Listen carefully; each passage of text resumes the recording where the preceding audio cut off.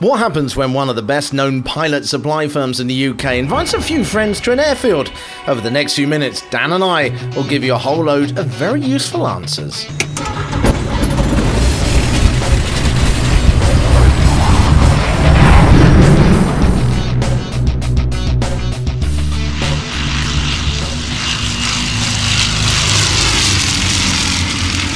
Welcome to the Pooley's Air Day 2009. If this is the first time you're hearing about this event, then, well, you missed it. Where were you? It took place last weekend, and despite the threat of the weather, it was once again a massive success.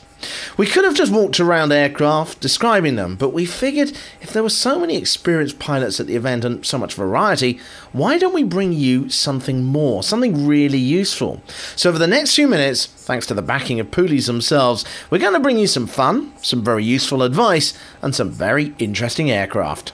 No consequence, but I won't. The Pooley's Air Day 2009 may have only been billed as a fly-in, but not many fly-ins start with Soviet-made aircraft belting through the sky. Right here, the place I've always feared. Yeah. So breathe in, let it go. Don't think so much anymore. You never know. So breathe in, let it go.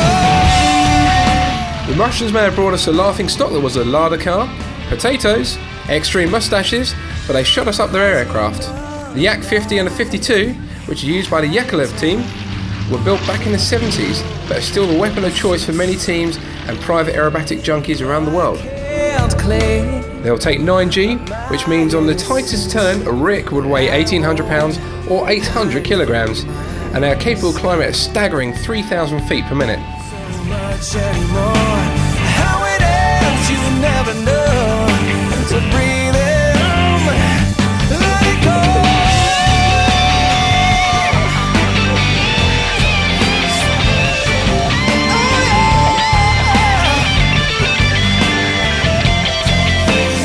Jez, the lead pilot, has some great advice on getting into and staying and flying in a moment.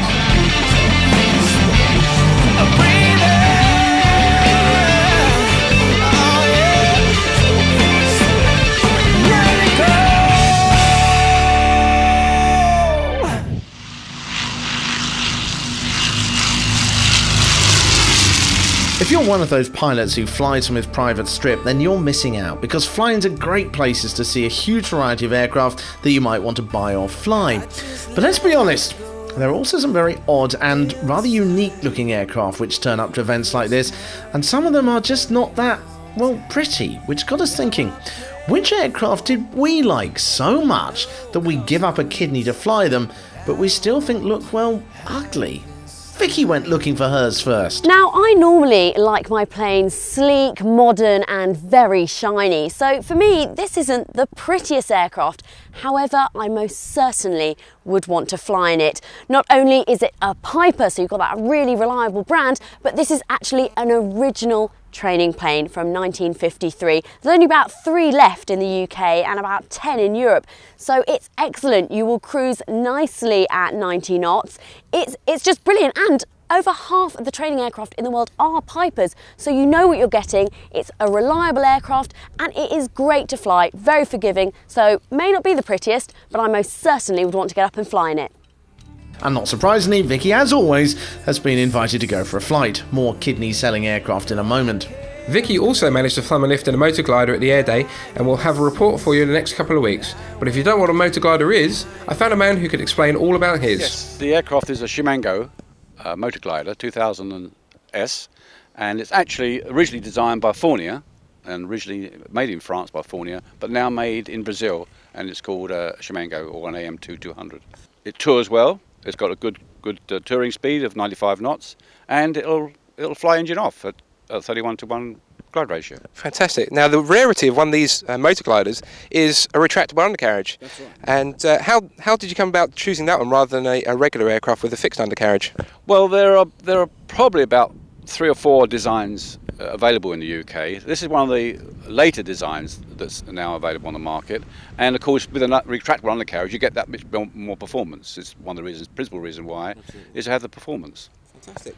It's 2 people side by side quite easily, and there's a good luggage space at the back for 12 kilograms.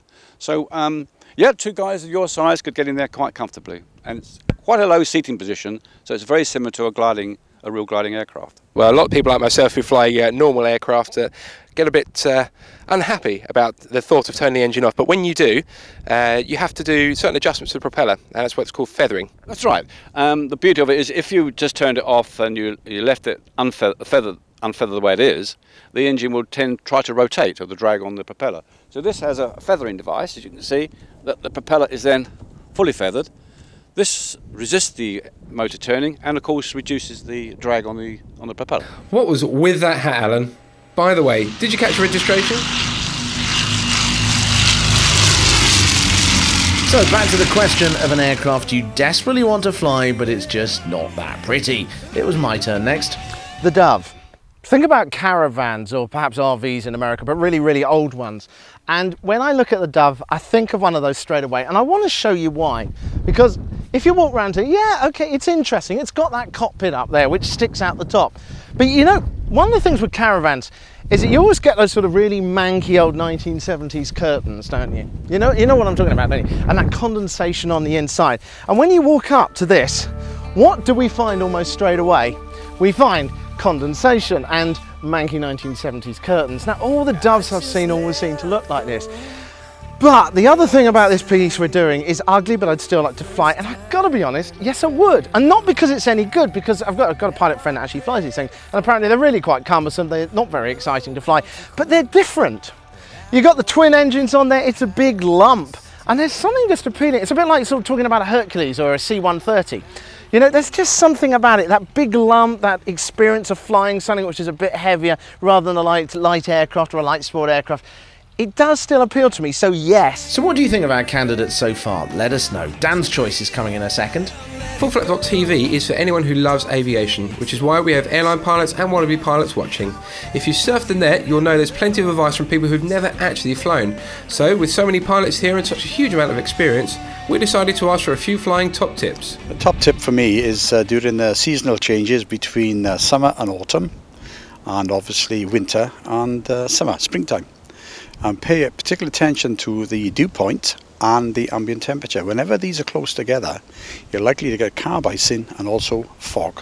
Well, the top tip at the moment, with the wind is buffeting around, my top tip, in fact landing today, was to keep a little bit of power in when you're coming over the threshold, because I did get blown up a little bit, and just a little bit more power let me land a little bit more softer. And we're going to be getting you a lot more top tips on the show from real world pilots very soon. Okay, it's my turn now for an ugly aircraft that I'd still love to fly. This is the EV-97 Eurostar, and unlike its train counterpart, this is actually quite a manoeuvrable aircraft. It's one of the more uglier aircraft that I would like to fly. It cruises at 100 knots, it can go up to 15,000 feet, and it's designed purely for grass airstrips. You can go into the larger airfields, however the big boys might get a little bit upset. Now, as you can see, it's got the big undercarriage, big glass canopy, but I would still want to fly it. So what did you think? The Eurostar, the Piper, or the Dove? Let us know, and we'll try and arrange a flight in one to really see what it has to offer. It's a sad fact that a small but significant number of people that their licences lapsed almost as soon as they passed. Why? Well, on Monday we'll be getting some tips on how to avoid this from a panel that includes an airfield manager, the lead pilot Yakovlevs, an airline pilot, and the man behind Pooley himself. But here's a sneak peek. Well, for me it's slightly different. I'm an examiner for the CAA, so I tend to see people coming in, and the PPL is a set routine where you start at A and you go through to Z. So when people are learning to fly, they've got this routine they have to go through, so they are pushed automatically. At the end of it, it's suddenly, wow, what do I do now? And I think clubs around the world do fall down, and they do not spend enough time inspiring the new student pilots to become a pilot. You know, as Emma said, here at Compton we are incredibly lucky because we have a very tight tight-knit community, and we will go off and do things. And suddenly the Fly Buddy program, where 3 or 4 people get together and go out flying, means that, hang on, I'm not on my own now. So when you've got your PPL, they go, gosh, I'm on my own. If you can show they're not, and show them new things, whether it is aerobatics, formation flying, or doing dawn patrols, anything like that, there is an awful lot more to do. They just have to go out and find a good club, and that's the trick. I was going to add one thing. There's a lot of information out there, not just from your local club, but there's quite a lot of books that have been written specifically for this purpose, what to do beyond your PPL.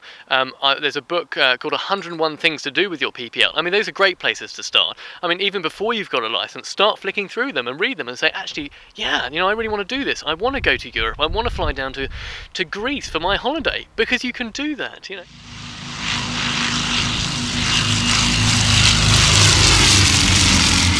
Well, that's just a taster. Lots more still to come from Pooley's Air Day over the next few weeks. We'll see you on Monday.